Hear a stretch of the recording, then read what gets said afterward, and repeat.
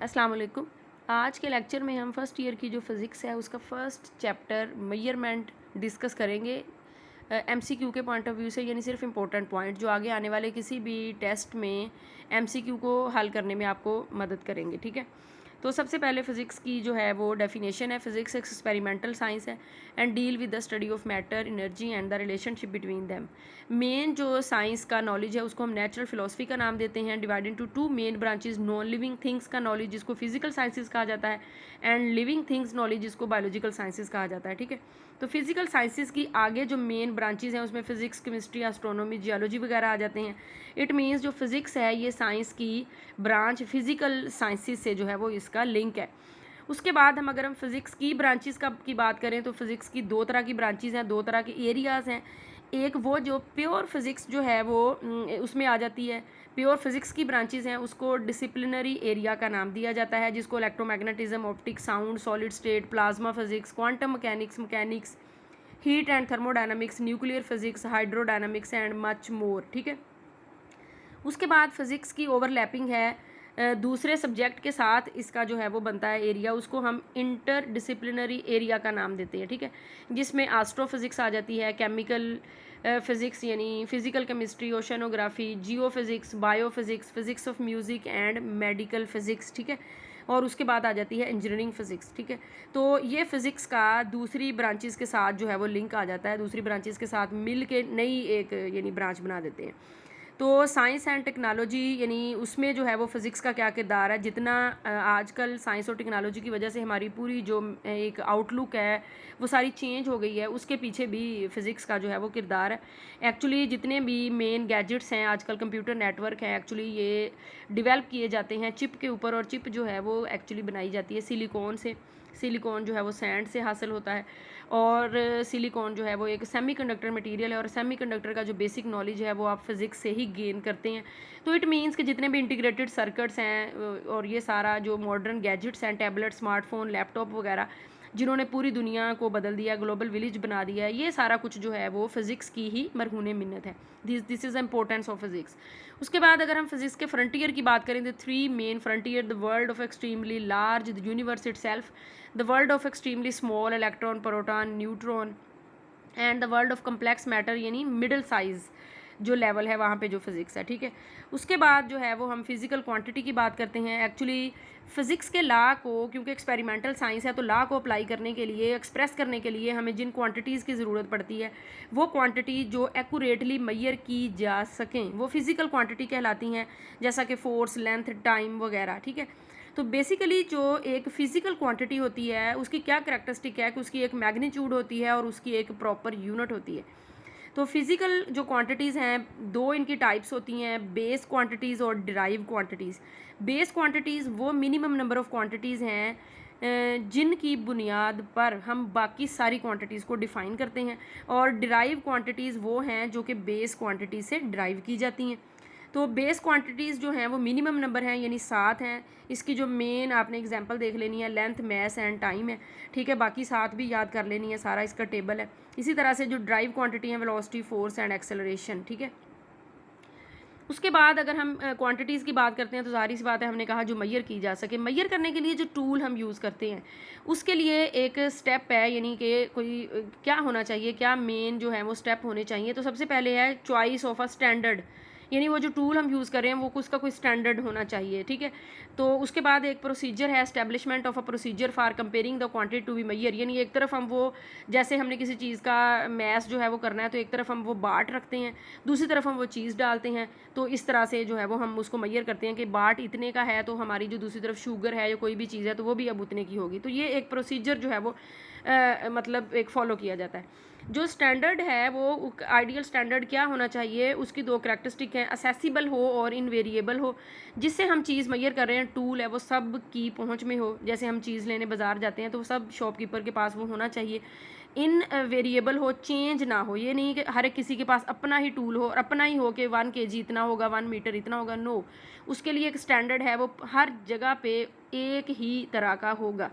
ठीक है, उसके बाद चीज़ हमने मैयर करनी है तो उसके लिए यूनिट जो है वो इस्तेमाल करेंगे, और वो यूनिट इस्तेमाल करने के लिए जो एक इंटरनेशनल सिस्टम 1960 में जो है वो डिफ़ाइन करवाया गया, जिन्होंने ये बताया कि 1 केजी मैस कितने का होगा, 1 मीटर लेंथ कितनी होगी, ठीक है।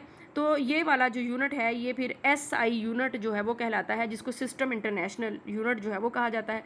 तो जिस तरह क्वांटिटीज़ हैं उसी के मुताबिक इनकी यूनिट होंगी, यानी बेस क्वांटिटीज़ हैं तो उनको जो बेस क्वांटिटी से एसोसिएट कर रही होगी यूनिट, जैसे मैस बेस क्वांटिटी है तो उसकी यूनिट जो है वो बेस यूनिट होगी, ठीक है। इसी तरह से बाकी जो बेस क्वांटिटीज़ है, लेंथ है, टाइम है, टेम्परेचर है, इलेक्ट्रिक करंट वगैरह, ठीक है।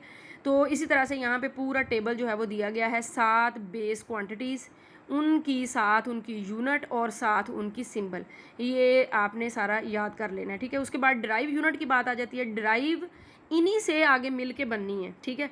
यानी जैसे यानी जो हमारे पास लेंथ है, मीटर है, तो टाइम है, इन दोनों को मिला के जो है वो एक यूनिट बन जाएगी। इसी तरह से नेक्स्ट सारी जो भी यूनिट होगी वो ड्राइव यूनिट्स होंगी, और ड्राइव यूनिट की जो ड्राइव क्वांटिटीज़ होंगी, और ड्राइव क्वांटिटीज़ को की यूनिट को ड्राइव यूनिट्स का नाम जो है वो दिया जाएगा। जैसे फोर्स है, फोर्स जो है वो उसकी यूनिट को न्यूटन, और न्यूटन जो है वो अगर हम SI में बात करें तो किलोग्राम मीटर पर सेकंड स्क्वायर।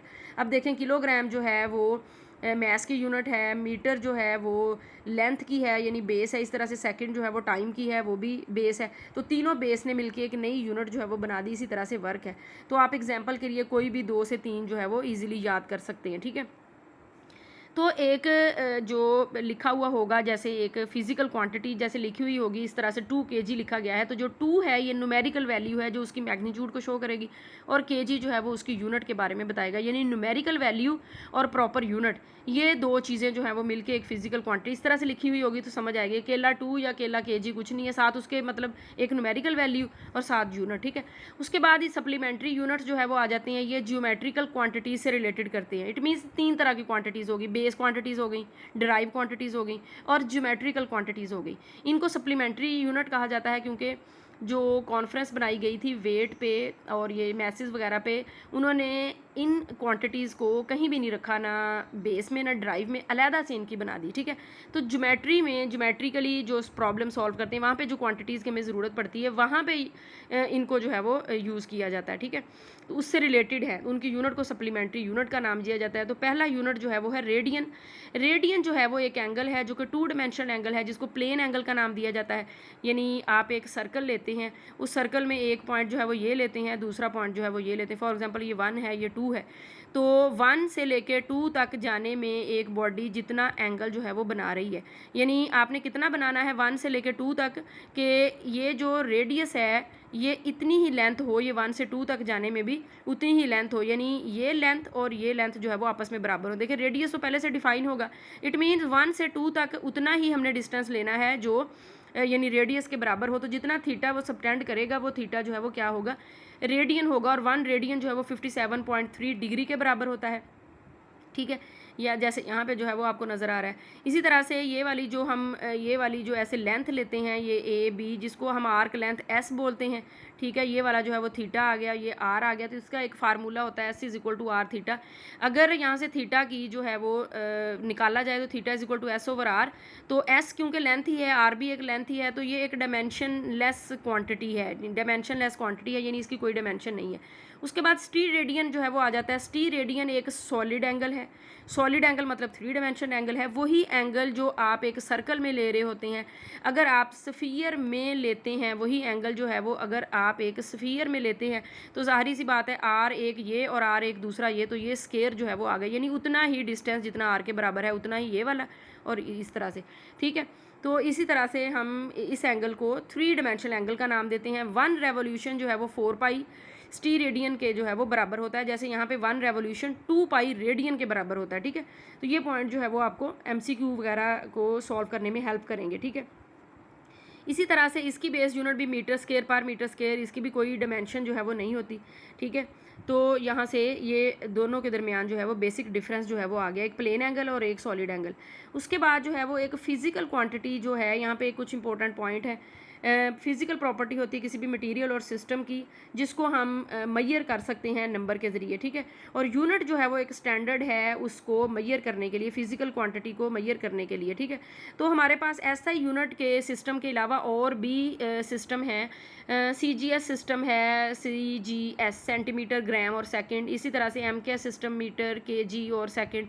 इस तरह से FPS सिस्टम है, ब्रिटिश थर्मल सिस्टम का नाम इसको देते हैं। F से फुट होता है, P से पाउंड और S से जो है वो सेकंड।